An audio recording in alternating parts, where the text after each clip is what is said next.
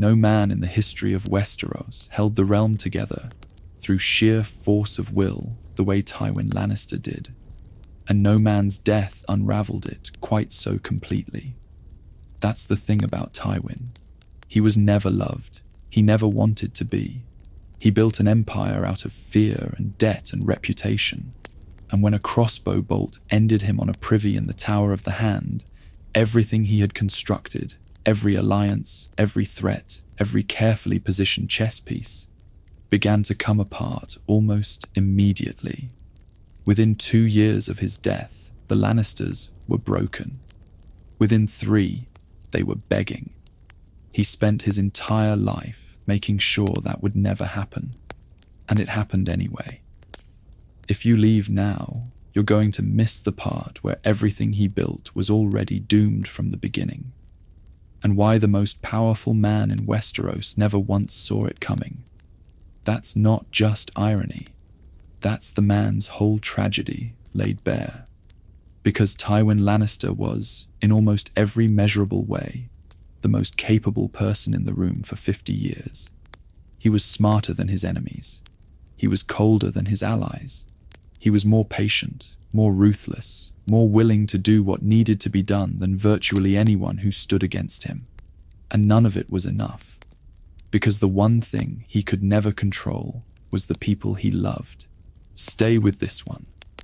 Because what happened to Tywin Lannister, how he was made, what he built, what it cost him, and how it ended, is one of the most complete portraits of power and its limits that the whole saga ever gives us. You have to understand what it meant to be born a Lannister before you can understand what it meant to be Tywin. The Lannisters of Casterly Rock were one of the oldest noble houses in the Seven Kingdoms. They sat on the western coast, ruling over the Westerlands in a fortress built into the rock itself, a mountain hollowed out by generations of their ancestors and filled with enough gold to make kings nervous. The rock wasn't just a castle. It was a statement. It said that the Lannisters had been here before most kingdoms existed, and they intended to still be here when most kingdoms were dust. The gold mines ran deep under Casterly Rock, deeper than anyone had ever bothered to measure. For centuries, Lannister gold had funded wars, bought alliances, constructed the kind of political influence that armies alone couldn't build. A Lannister debt was considered as good as settled. Not because Lannisters were particularly generous, but because Lannisters had the resources to collect on anything they were owed, and the reputation to back it up. The saying wasn't just a saying. A Lannister always pays his debts. It was a warning dressed up as a point of pride. But by the time Tywin was born, the statement was starting to feel a little hollow.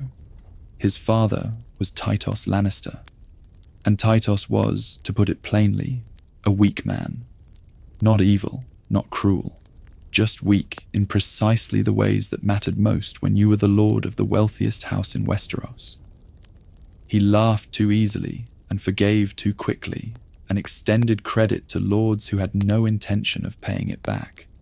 He was mocked at court, gently at first, then less gently, until the mockery was barely disguised at all.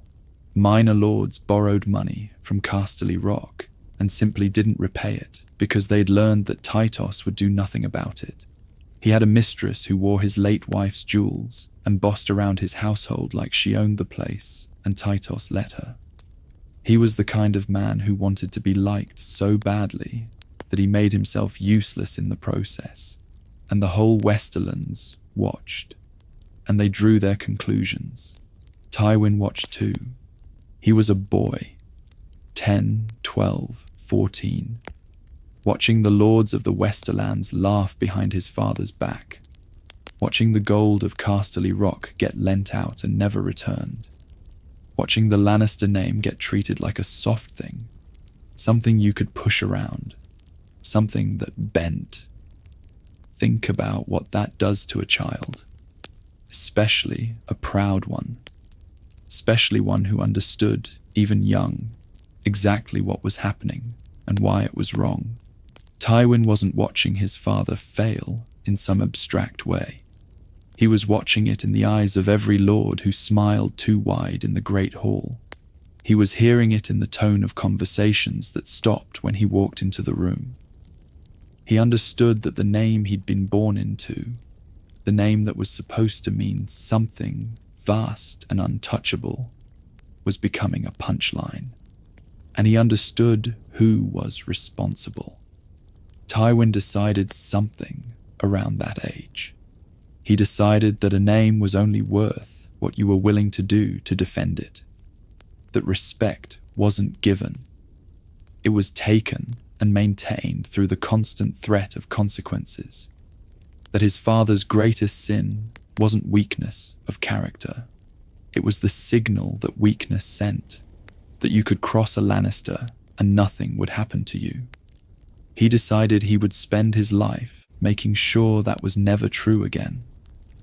By the time he was 16, Tywin Lannister had already started to become the man history would remember. His father's household was in near-open rebellion.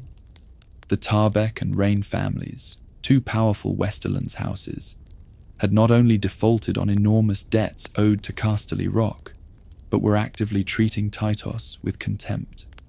Lord Waldron Tarbeck had been arrested for his behaviour at court, and Lady Tarbeck responded by seizing 3 Lannisters as hostages. Tytos, true to form, released Waldron and apologised. He didn't just release him, he sent him home with assurances. Tywin watched his father apologise for being insulted, and he began planning. He was 19 when his father finally made him a captain and gave him command of a force sent to deal with the Reynes and Tarbecks. Tytos probably expected a show of force, a demonstration, something that would make the point without too much bloodshed, preserve the peace, restore some dignity without going too far. That was not what Tywin did. The way Tywin dealt with the Reynes and Tarbecks became the story that the Westerlands, and eventually all of Westeros, never forgot. He didn't negotiate. He didn't send strongly worded letters. He didn't arrest the ringleaders and ransom them back. He marched to Tarbeck Hall first, and when the castle fell, he demolished it. Stone by stone, he took the Tarbeck men and had them put to death. Lord Waldron Tarbeck and his sons, killed. Lady Tarbeck, killed. He left nothing standing, no one living, no heir to rebuild. Then he moved to Castamere. The Reynes were stronger than the Tarbecks. Lord Roger Reyne was a capable military commander, and his brother Ellen was ferocious. They had resources, fortifications, a stronghold built into the rock. They fled into the mines beneath Castamere when Tywin's forces arrived, thinking they could outlast a siege. The tunnels were deep. They had supplies. They calculated that Tywin, young and politically inexperienced, would eventually have to negotiate. Tywin didn't besiege them. He had the entrances to the mines sealed, all of them, and then he had the river diverted into the tunnels. The Reynes of Castamere drowned in the dark. Every last one of them. The castle above was left standing, empty and silent, as a monument, as a message. He didn't tear it down the way he'd torn down Tarbeck Hall. He left it there for people to see and to wonder about and to understand what it meant. House Tarbeck was gone. House Reyne was gone. And they stayed gone. Tywin Lannister was 20 years old. A song was written about it. The Reynes of Castamere, they called it. It became the Lannister anthem. Not the kind of song you sing at a feast because it's cheerful, but the kind that plays when a Lannister walks into a room and you want everyone to understand that certain choices have certain consequences. It played at the Red Wedding. It played at every important Lannister occasion for the next 50 years. Every time it played, Every lord in earshot thought of those sealed tunnels and that rising water. Here's what nobody talks about, though. Tywin didn't do this out of rage. He wasn't particularly emotional about it. He did it as a calculation. He understood that the cost of one decisive, overwhelming, disproportionate act of violence was less than the cost of 100 smaller conflicts stretching into the future. He understood that mercy in the Westerlands, in that moment, would be read as weakness, because his father had already established the pattern. The only way to break the pattern was to make the alternative to obedience so catastrophic that no lord would ever seriously consider testing it again. He was right. It worked for 50 years. Not a single Westerlands lord raised a meaningful challenge to Casterly Rock's authority for the rest of Tywin's life. But that cold precision, that willingness to see human beings as variables in a calculation, to weigh lives against precedent and find lives cheaper, it didn't stay confined to politics and war. It leaked into everything, into how he ran his household, into how he thought about marriage and alliance, into how he understood his own children. That was the seed of everything that came after. Before all of that, before the Hand of the King, before the Red Wedding, before the crossbow, there was Joanna.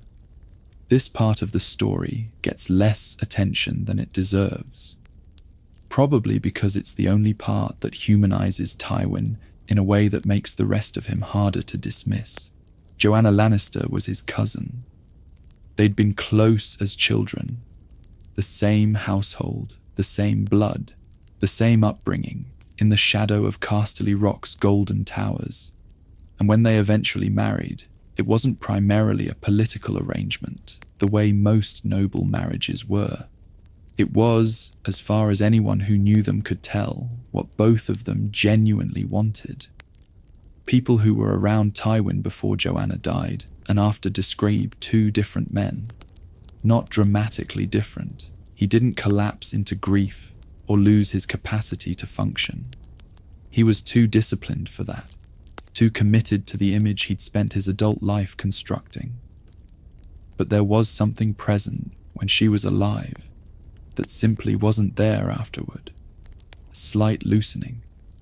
A moment here and there where the relentless armor of the Great Lord shifted just enough for something real to show through.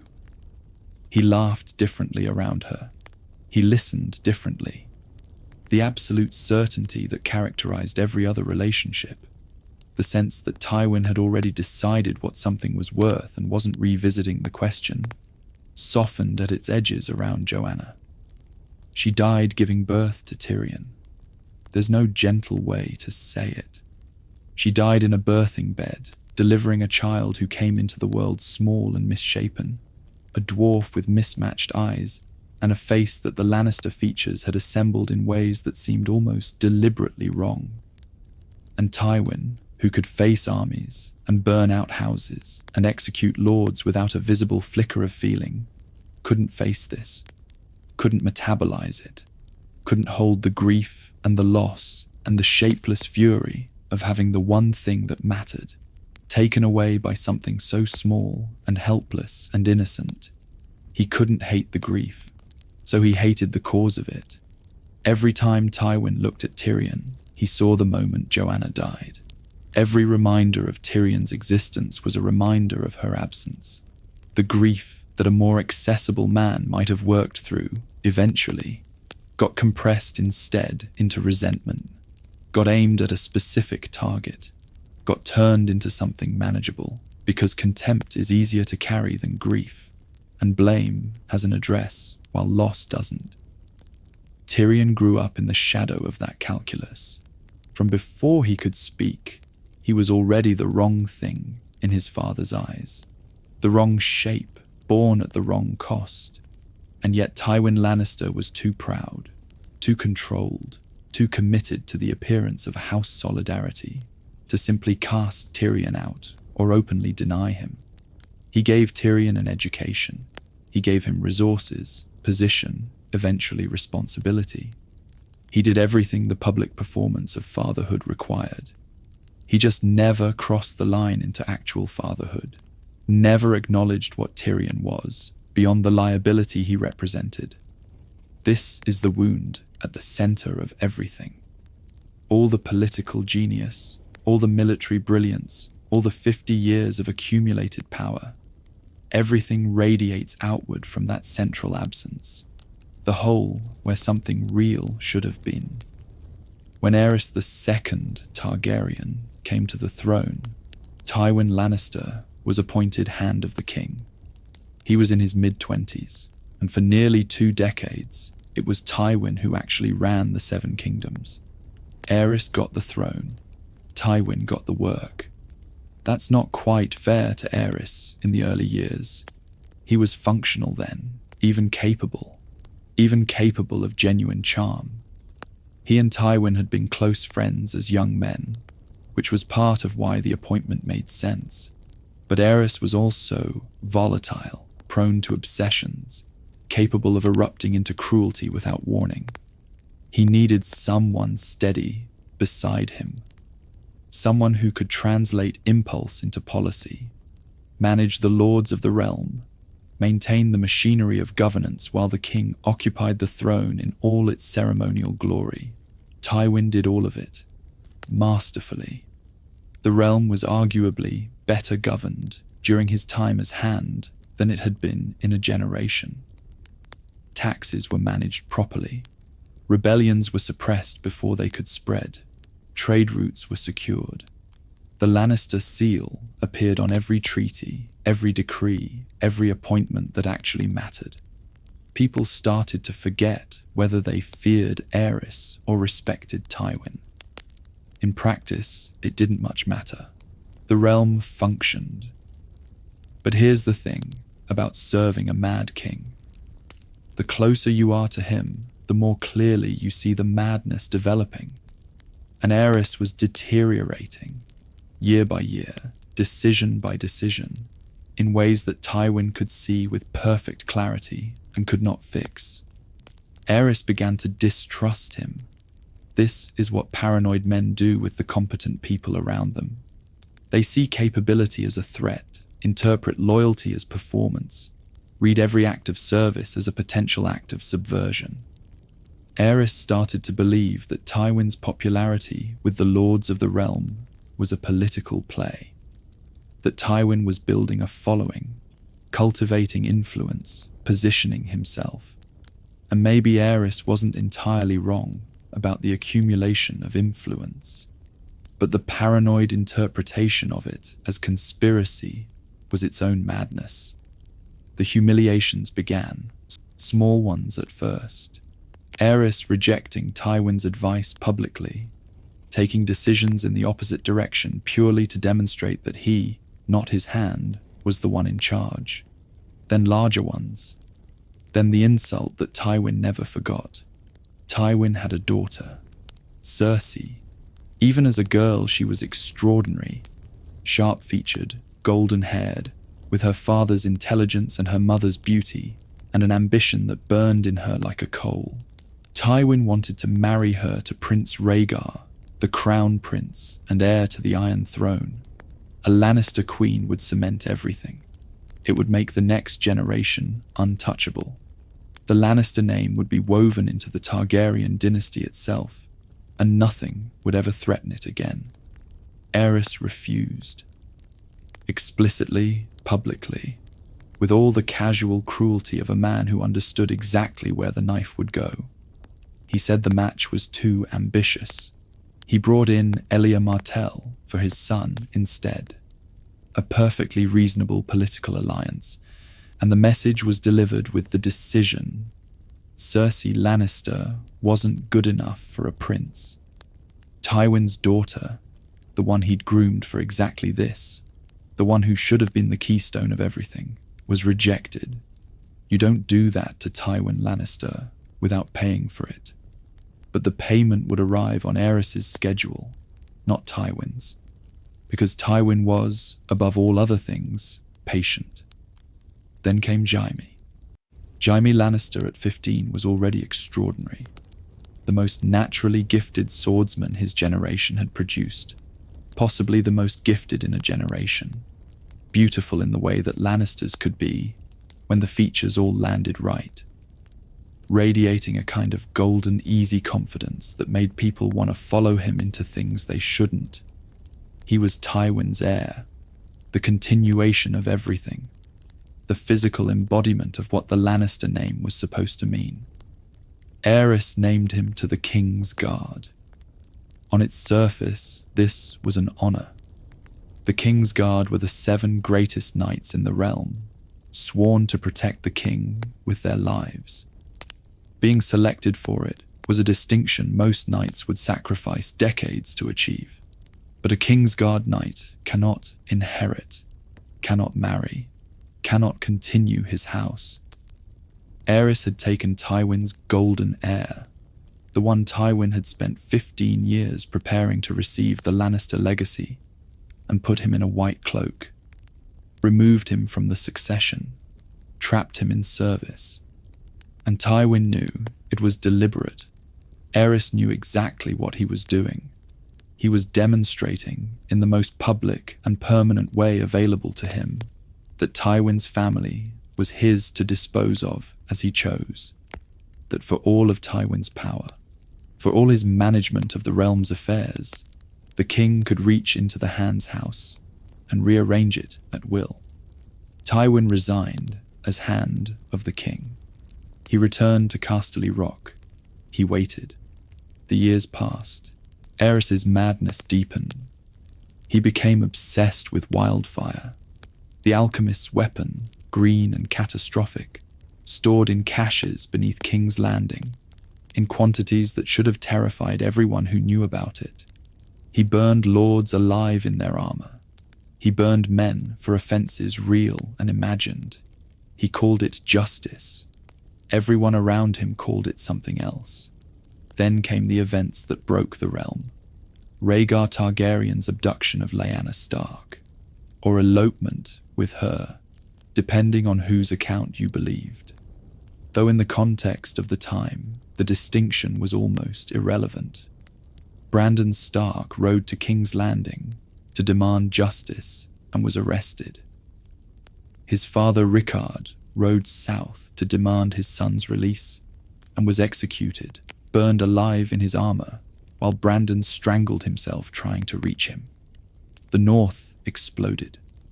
Robert Baratheon, betrothed to Lyanna, exploded. Jon Arryn raised the veil. Robert's rebellion began. Tywin sat at Casterly Rock with the largest army in the realm and watched both sides bleed. He was extraordinarily good at waiting. When it became clear that Robert Baratheon was going to win, when the math of the rebellion had been settled at places like the Trident, where Rhaegar died with rubies scattered across the Rook's Rest, Tywin moved. He marched his army to King's Landing. He sent word to Aerys that the Lannister host was coming to his aid. Aerys, desperate and paranoid, and possibly past rational calculation, opened the gates. Tywin sacked King's Landing. His soldiers poured through the gates under the banner of alliance and proceeded to do what soldiers do in a sacked city. And when they reached the Red Keep, Jaime Lannister, sworn Kingsguard, bound by every oath a knight could take, put a sword through Aerys II's back, an act of treason by every definition, an act of mercy by every definition. The Mad King had been about to have his pyromancers detonate the wildfire caches beneath the city, intending to burn 500,000 people rather than surrender to Robert. Jaime killed him, saved the city, and sat down on the Iron Throne to wait.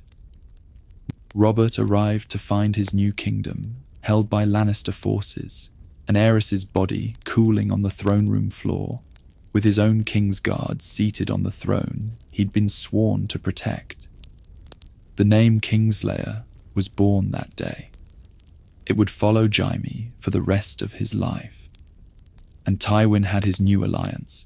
Cersei, the the daughter Aerys had said wasn't good enough for a Targaryen prince, married Robert Baratheon, the new king of the Seven Kingdoms. Tywin got what he wanted. He almost always did. The method was brutal. The outcome was everything he'd planned, and nobody who mattered asked too many questions. Because the alternative to asking questions was admitting that the new dynasty had been born in betrayal and blood. Westeros was good at not asking those questions. Tywin Lannister had 3 children. The way he related to each of them tells you everything about the man and everything about where his story ends. Cersei was the closest thing to a favorite. She was the one who most resembled him. Proud, calculating, obsessed with power, with a gift for reading political situations and a willingness to do things that softer people couldn't bring themselves to do. Tywin recognized something of himself in her, and that recognition was the most warmth he was capable of offering anyone. He wanted her on the throne. He worked his entire career to position her there, and then he watched with cold frustration as she made decision after decision that proved she had inherited his hunger without his discipline. The problem with Cersei was that she could see the game as clearly as he could, sometimes more clearly where personal relationships were involved. But she couldn't stop herself from playing it badly. She was too reactive, too driven by fear and anger and the need to destroy perceived threats before they could act. She would make the right diagnosis and then choose the wrong medicine. She understood power structures but couldn't resist personalizing every conflict, which turned political problems into feuds and feuds into wars she didn't have the resources to win. Tywin never told her this directly. He showed her policy and strategy and political maneuvering, but treated her as an instrument of those things rather than a student of them. He placed her on the board, but never fully taught her to play. Because on some level, Tywin didn't entirely see Cersei as a player. He saw her as a piece, an extraordinary piece, the most valuable piece he had, but still a piece. And Cersei knew it, even if she couldn't articulate it. That knowledge festered in her for decades. She loved him. She hated him for making love feel like servitude, both at once, all the time. Jaime was a different kind of complication, a waste, in Tywin's view, of extraordinary raw material. Jaime was brilliant in ways that transcended the merely physical. He wasn't just the greatest swordsman of his generation. He was perceptive, capable of strategic thinking, charming in ways that moved people instinctively.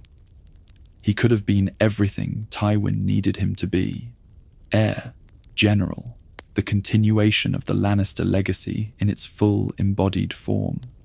Instead, Aerys had caged him in a white cloak, and Tywin spent years quietly working to unwind that, trying to find the legal and political mechanism to release Jaime from his vows, return him to Casterly Rock, restore him to the succession.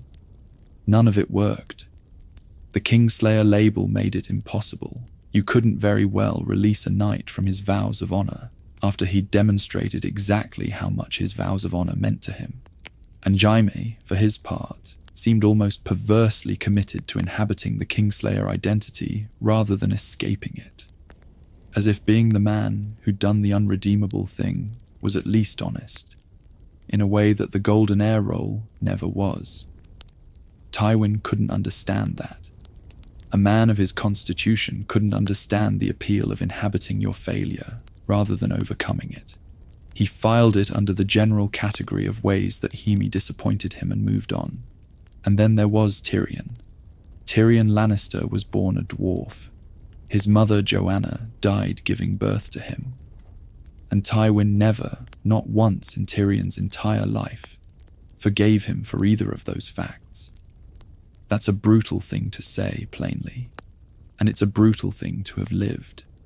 Tyrion grew up knowing his father saw him as a mistake, not knowing it in the way you know something Someone's told you, knowing it in the bones, in the accumulated weight of 1,000 small moments where the eyes that looked at you were flat, where the praise that came for accomplishments came out of obligation rather than pride, where the door to a particular kind of recognition stayed closed, no matter what you brought to it.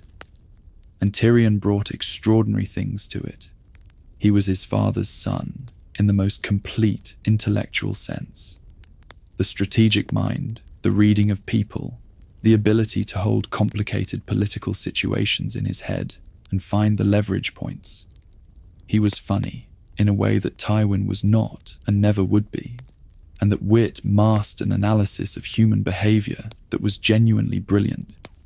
He could walk into a room, assess everyone in it, understand what they wanted and what they feared and what they were prepared to do, and use all of that information with the same cold precision his father applied to everything. He proved it during the Battle of the Blackwater. Stannis Baratheon brought his fleet and his army to King's Landing. He was the legitimate heir by law, the man with the better claim, the commander with overwhelming force. Joffrey was on the throne, erratic, cowardly, useless under actual pressure. Cersei was in the throne room with a cup of wine and a plan to poison herself and her youngest son rather than let them be taken.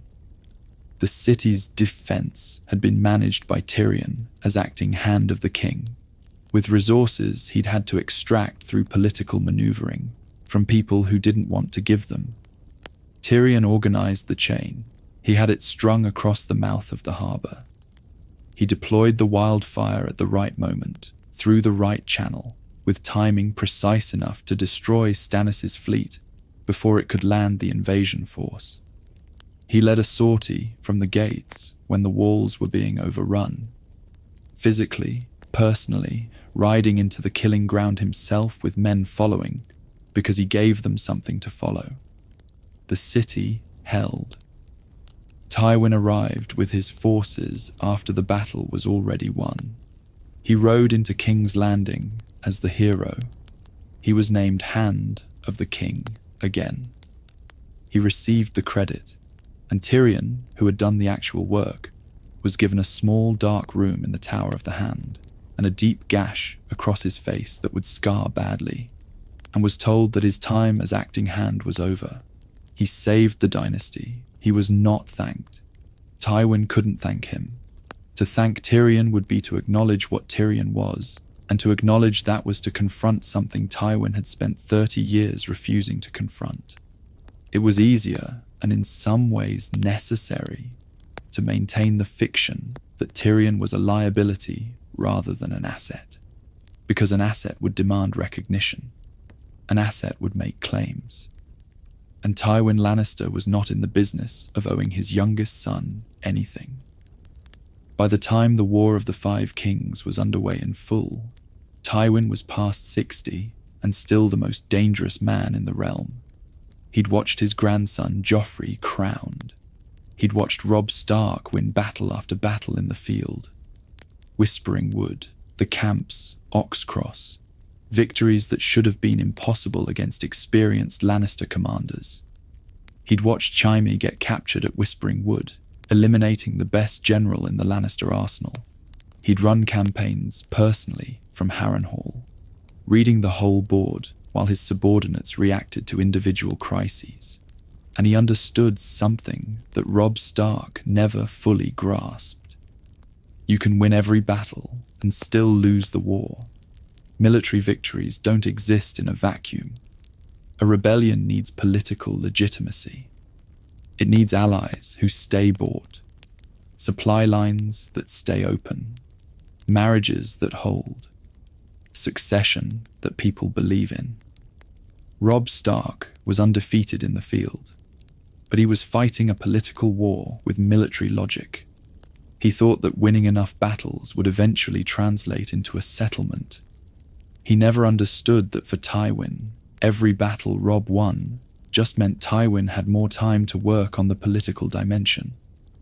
Robb made his mistake. He'd promised to marry a daughter of House Frey. Old Walder Frey, the Lord of the Twins, whose crossing was the only reliable way to move an army across the Green Fork in that part of the Riverlands. The price of the crossing was a stark marriage. Robb agreed.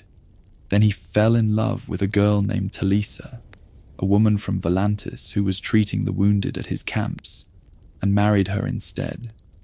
He sent his uncle, Edmure Tully, as the consolation prize to House Frey. Walder Frey was old and had been laughed at and looked down on by highborn lords his entire life. He had waited for decades for the moment when someone powerful would need him more than he needed them. This was that moment, and he found it had been stolen. He took his grievance to the only man who could give him what he needed in return for what that grievance was worth. Tywin made an agreement with Rose Bolton and Walder Frey. This is what needs to be understood. The Red Wedding was not a decision made in anger. It was not revenge in the hot sense of that word. It was a business arrangement.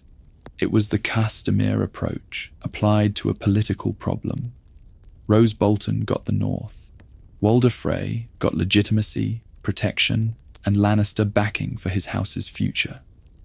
And Robb Stark got a crossbow bolt in the chest after watching his pregnant wife get stabbed in the stomach at what was supposed to be a peace feast. Under guest right, one of the oldest laws in Westeros, the sacred obligation that said a host could not harm a guest who had eaten their bread and salt. The king in the north was killed in his host's own hall.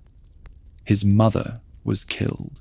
His direwolf was killed. His bannermen were massacred. His army was destroyed in the field outside. The Red Wedding didn't end the war, but it ended any realistic path to Robb Stark winning it. Tywin sat in King's Landing and heard the news. He did not celebrate.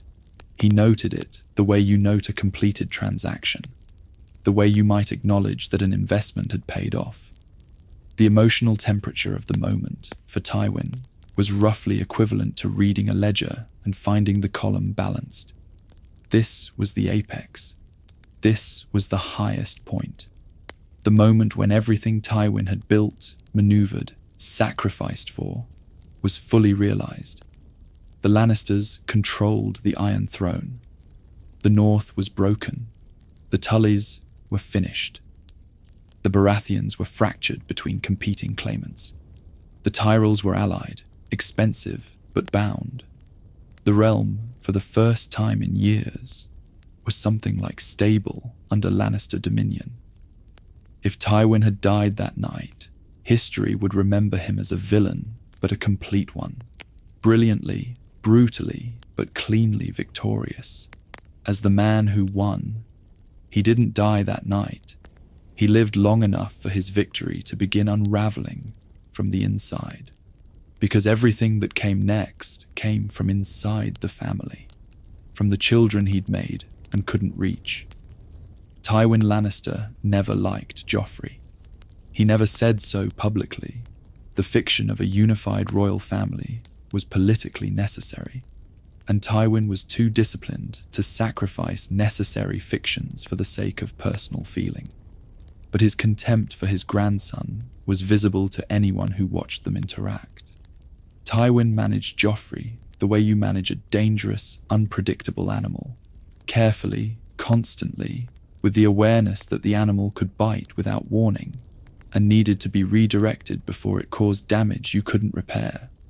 Joffrey was cruel in the way that weak people are cruel, impulsively, without strategic purpose, for the pure sensation of it. He liked to hurt things and watch them suffer.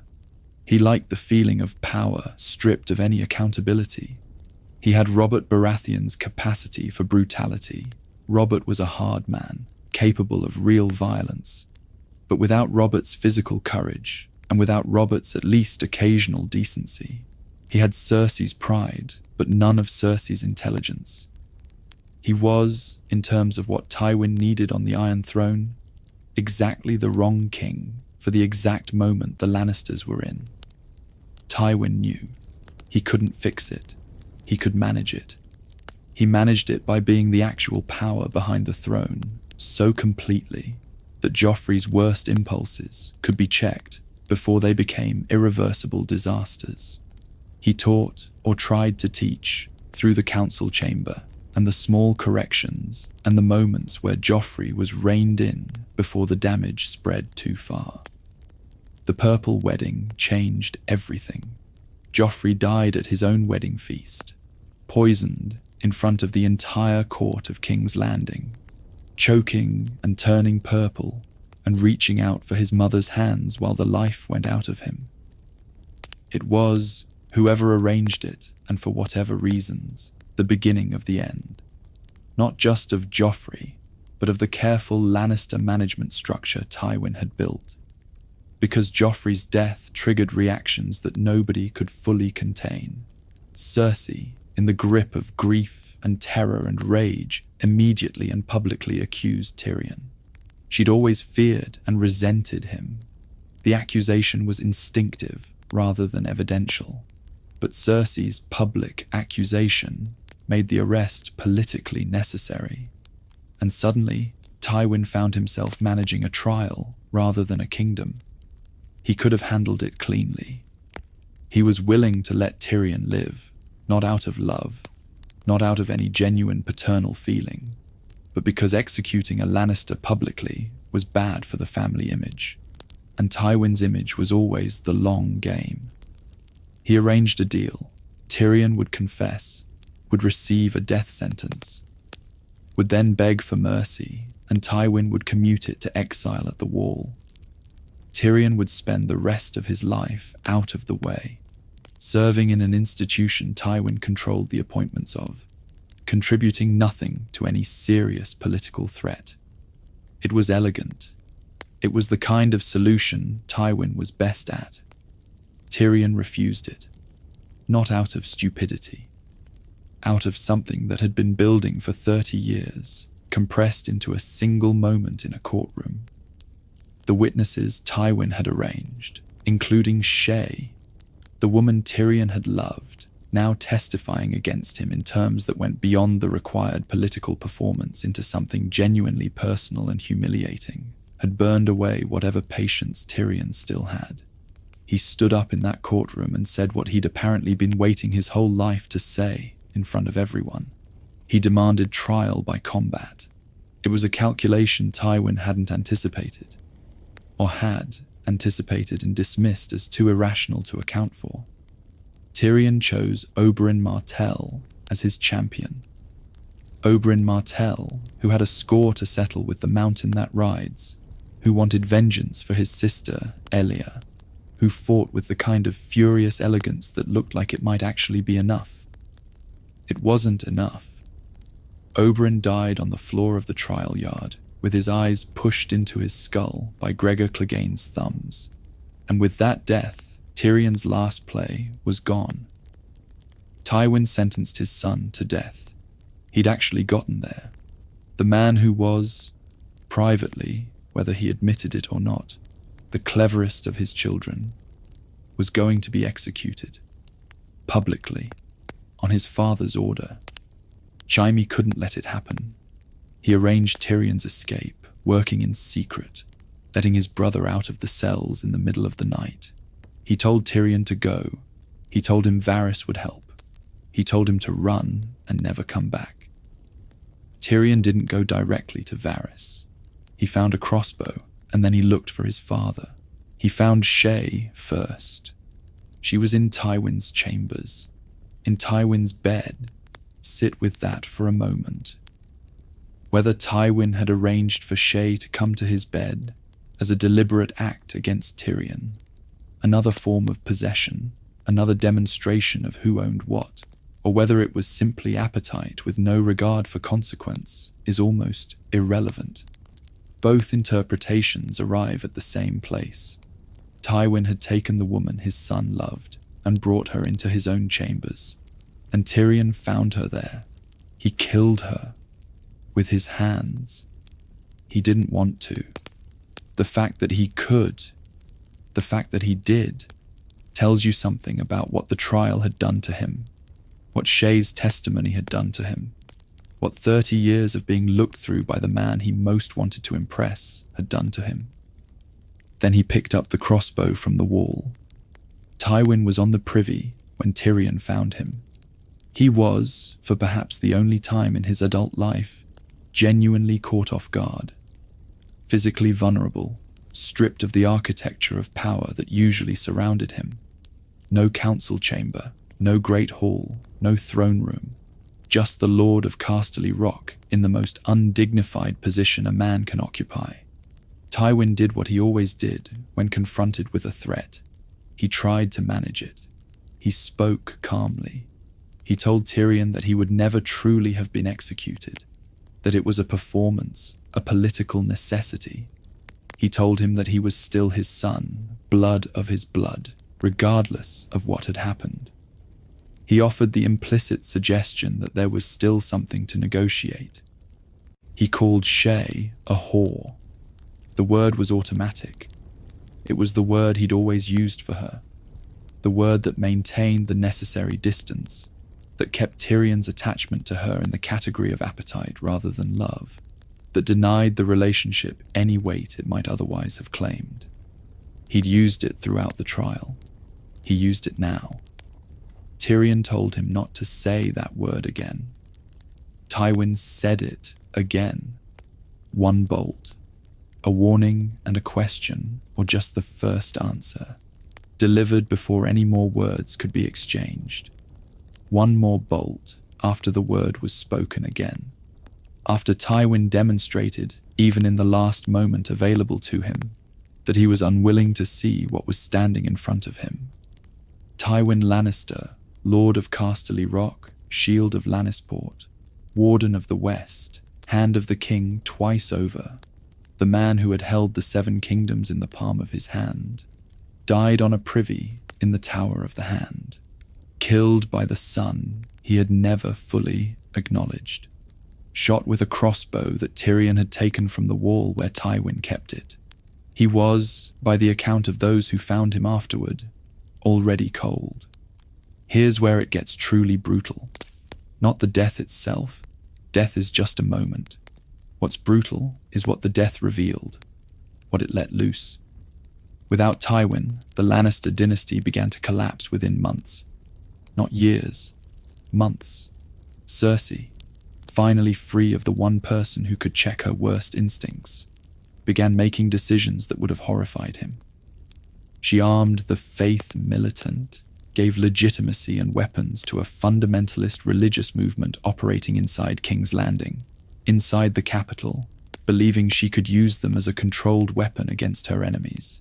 Tywin would have strangled that idea in its cradle. He would have seen the High Sparrow for what he was, an extraordinarily shrewd political operator wearing the costume of humility. And he would have dealt with it the Castamere way, quietly, before it became a crisis. Cersei turned it into a crisis. She arrested Loras Tyrell. She used the faith against the Tyrells, forgetting, or not caring, that the Tyrells were the alliance holding the capital fed after the siege. The faith turned around and arrested Cersei herself. She sat in a cell for weeks. She was forced to walk the streets of King's Landing naked, her head shaved, while the crowd threw things at her. Tywin's daughter, the Queen, walking naked through the capital. The image alone would have destroyed him. Not the reality of Cersei's suffering. Tywin's relationship to his children's suffering was complicated, to put it generously. But the image, the perception, a Lannister publicly humiliated, stripped of dignity and authority before the small folk of the city. It undid 50 years of cultivated terror in the span of one afternoon.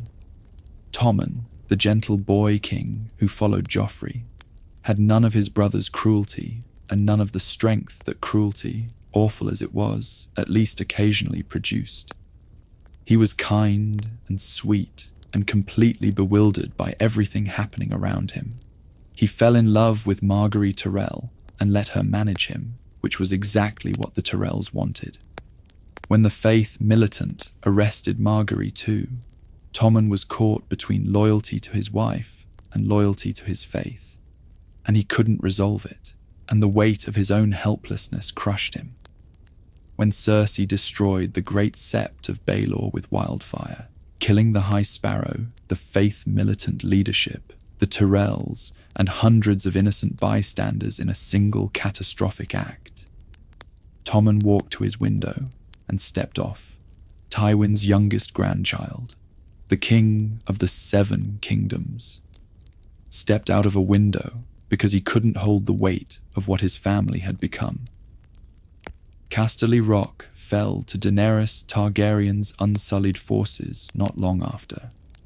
The ancestral seat of House Lannister, the mountain fortress that had stood for thousands of years, taken by soldiers who walked in through the sewers because there was almost no one left to defend it. Tywin had stripped it of men to fight elsewhere. The great castle stood almost empty, and the gold, the legendary Lannister gold, the foundation on which everything else rested, the reputation, the power, the political influence, the simple ability to buy what you couldn't take by force. The mines had run dry years before, not recently. For years, the gold had been gone. Casterly Rock had been producing almost nothing. The Lannisters owed enormous sums to the Iron Bank of Braavos, loans taken out to finance the wars, and they were running on reputation alone.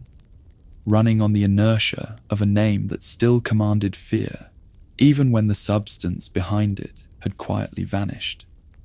Tywin knew about the mines. He never told anyone, because disclosure would change the perception, and perception was half the game. You maintain the fiction of strength as long as you can. You never voluntarily give up the image, but you can't run on image forever. Eventually, the debt comes due. Eventually, someone looks behind the curtain. Within a generation of Tywin's death, the Lannister dynasty was functionally over. The gold was gone. The castle was taken. The children were dead. The grandchildren were dead. The name remained, but names without power are just sounds. He built something and called it eternal. It lasted 1 generation past his own. Here's what nobody talks about when they talk about Tywin Lannister. For all his genius, and it was genuine genius, the kind that bends history, he made one structural error that undermined everything else. He treated power as if it were a thing rather than a relationship. Power isn't a stone wall or a pile of gold or a roster of alliances. Those things are the physical expression of power, but they're not the thing itself. Power is relational. It exists in the dynamic between people, in the ongoing maintenance of fear and respect and obligation. It requires constant attention. It requires, crucially, someone who understands its mechanics to be present and operating at all times. Tywin understood this intellectually. He'd lived it his whole career. He knew that the Westerland's lords stayed loyal because he'd established consequences for disloyalty, and that those consequences needed to be credible. He knew that alliances decayed without maintenance. He knew that perception required constant reinforcement. What he failed to do was ensure that someone understood it well enough to continue after him. He had exactly the person. He had Tyrion.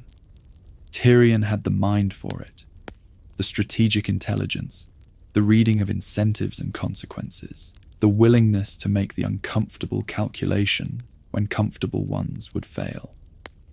He'd proven it at the Blackwater, where he held a city together that everyone else was prepared to surrender. He understood the game at the same structural level his father did. He could have been the continuation of everything, but Tywin had spent Tyrion's entire life refusing to acknowledge this, refusing to train him, refusing to treat him as a legitimate heir, refusing to give him the recognition that would have made Tyrion feel any obligation to preserve what his father had built. And so Tyrion spent his gifts elsewhere. Spent them, eventually, helping a Targaryen queen reclaim a throne. The second choice was Cersei. And Cersei had the intelligence, but not the discipline.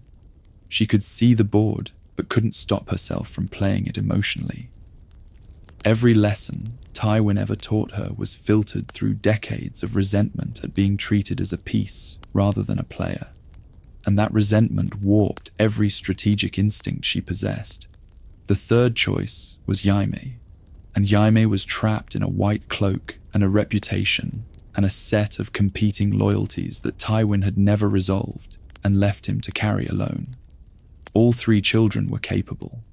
All three were broken in specific ways by the specific nature of their relationship with their father. And the brokenness was exactly calibrated to undermine the succession of everything Tywin had built. He created the mechanism of his own failure, with his own hands, over the course of 30 years of fatherhood. That's not tragic in the operatic sense, the way Robb Stark's death is tragic, or Ned Stark's is tragic. Those are good men, destroyed by the world's indifference to goodness. Tywin's tragedy is something else. It's a brilliant man destroyed by the world's relentless insistence on being human. He ran the realm like a machine. The realm refused to be a machine. The people inside it, his people, his blood, refused to be gears and levers. They were something messier and more difficult than that. And he never, not once in his life, fully accepted it. Set aside everything else for a moment.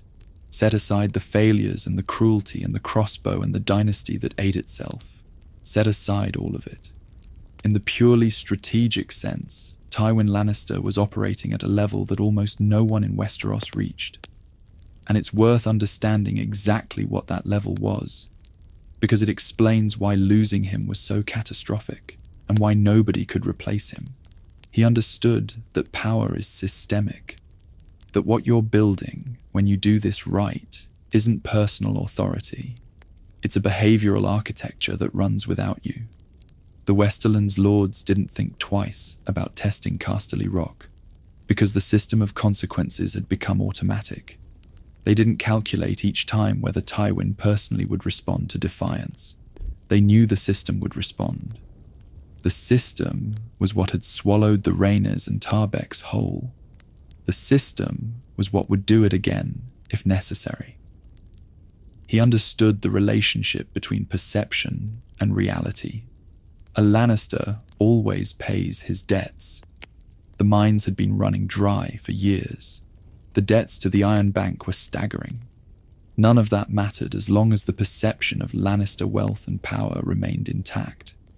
Because perception is self-fulfilling at the political level. If lords believe you're powerful, they behave accordingly, and their behavior produces actual outcomes that reinforce the perception. Tywin was running a confidence operation for decades, and the confidence was so complete that almost no one ever looked behind it. He understood patience as a weapon, the willingness to wait, to sit at Casterly Rock for years while others bled, to build alliances slowly while others grabbed for quick victories, to let Robb Stark win battle after battle while working on the political arrangement that would make all those victories meaningless. This was perhaps his most underestimated quality. He was not driven by the need to be seen to win. He was driven by the need to actually win. The distinction sounds small. It isn't. He understood that war is a subset of politics. Most commanders think of war and politics as sequential activities. You fight, then you negotiate.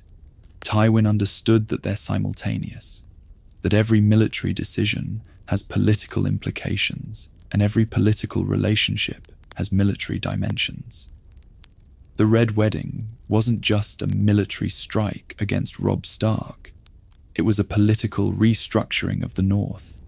It was the creation of a new ruling house, the Boltons, with Lannister backing. It was a message to every other potential rebel. about the cost of defiance. It was a demonstration that the phrase, previously regarded as minor and opportunistic, could be elevated through loyalty. It accomplished more politically in one night than years of battlefield victory had. These are extraordinary capacities. They're genuinely rare, and they died with him because he never found a way to transfer them, really transfer them, not just exercise them, to anyone who came after. There's a reason the song outlasted the man. Not because songs always do. Plenty of songs are forgotten. The Rains of Castamere survived because it was doing something that straight historical record couldn't do. It was capturing the feeling of what it was like to be on the receiving end of Tywin Lannister, the particular quality of that experience, the way that resistance, no matter how fierce and righteous, came up against something that wasn't quite like another man's will, something more impersonal than that, more patient, more absolute. The song is told from the Reyne perspective. It's their castle, their pride, their defiance. And then, with no drama, no confrontation, just the quiet, inexorable logic of water finding its level, it's nothing. The Rains of Castamere. Not the Battle of Castamere. Not the sacking of Castamere. The Rains. As if what happened to the Rainers was as natural and impersonal as weather. As if what had happened wasn't a man making a choice, but a force following its own inevitable logic. That's exactly how Tywin wanted to be perceived. Not as someone you could negotiate with or appeal to or outmaneuver. As something inevitable. Something like the tide. You could stand against it. You could build your walls and gather your strength and make your calculations and decide that you were strong enough, clever enough, positioned well enough. But the water was still going to come. He succeeded so completely at this perception that the lords who never faced him personally made their calculations accordingly. The Red Wedding was possible because Walder Frey and Rose Bolton looked at the situation and determined that being on Tywin Lannister's side was the only rational choice available to them. They didn't need to be threatened. The architecture of consequence was so thoroughly established that they understood the calculation without being told. That is legacy of a kind. A dark, cold, extraordinary kind. But a song is what it is. A monument is what it is. And a father is what he is.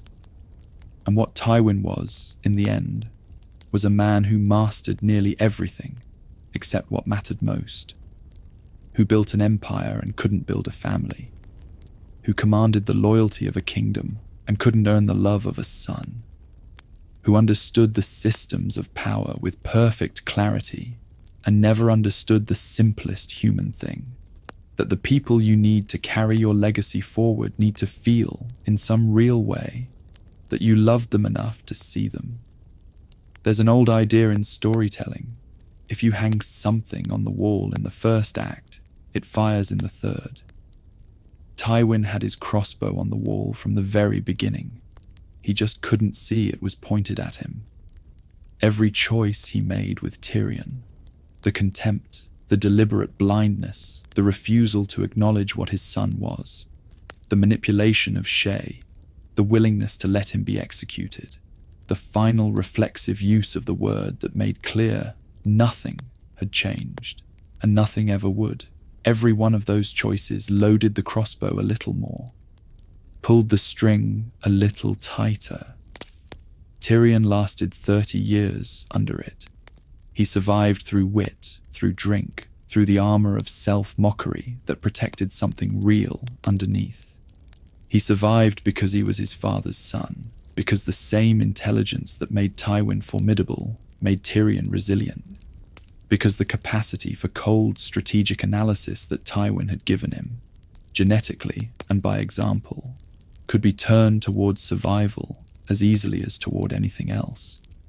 But he carried the weight of it, every year, every meeting where his father looked through him, every moment where something he'd done or said or achieved was received, with the cool nod of a man noting data rather than the warmth of a man seeing his child. When the trial happened, when Shay stood up and used the private language of their intimacy to publicly destroy him, something in the calculation changed. The trial wasn't just about being accused of Joffrey's murder. It was about being told by the structure of the proceedings themselves who he was and how little he was worth, by the witnesses chosen, by the way the charges were framed, by his father sitting in judgment, allowing it all, designing the exit that would make the problem disappear quietly, without ever once suggesting that the truth of what Tyrion was might matter. The trial was 30 years made explicit. So when Tyrion picked up the crossbow, he wasn't acting purely from rage. He wasn't out of control. He was, in a way, being his father's son one last time, making a calculation, identifying a consequence and delivering it. Tywin had taught the Westerlands that actions have costs, that choices have prices, that there are no free debts in the world. The debt came home, in a way that no army could have delivered it, no political rival could have arranged it. It came home through the person Tywin had been most willing to write off as worthless. 2 bolts, and within 2 years, a dynasty in ruins. Tywin Lannister was not a villain in the easy sense. He wasn't Joffrey, cruel for the pleasure of cruelty, sadistic without purpose. He wasn't the kind of evil you can point at from a comfortable distance and feel superior to. He was something harder to sit with than that. He was a man who looked at the world with perfect clarity, who saw the ugliness in it and understood the mechanics of it, and knew exactly what it took to survive and win in it, who applied that understanding so completely, so relentlessly, so without exception, that he left no room inside himself for anything softer, no room for the kind of seeing that might have saved him. He was right about almost everything. The Westerlands, the Reynes, the timing of Robert's rebellion, the Red Wedding, the political architecture of the New Kingdom. He was right about all of it. And the things he was wrong about, the human things, the things that can't be solved with consequence and calculation, cost him everyone. He wanted to build something eternal.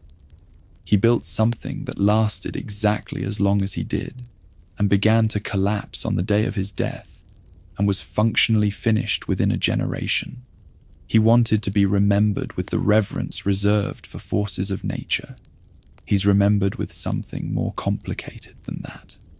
Something that contains both the fear and, if you look at it long enough, something close to grief for what he could have been if Joanna had lived, for what his children could have been if he'd been able to see them, for what the legacy could have been if the man who built it had understood that empires are made of people, not systems, and people need something that ledgers and alliances and crossbows can't provide.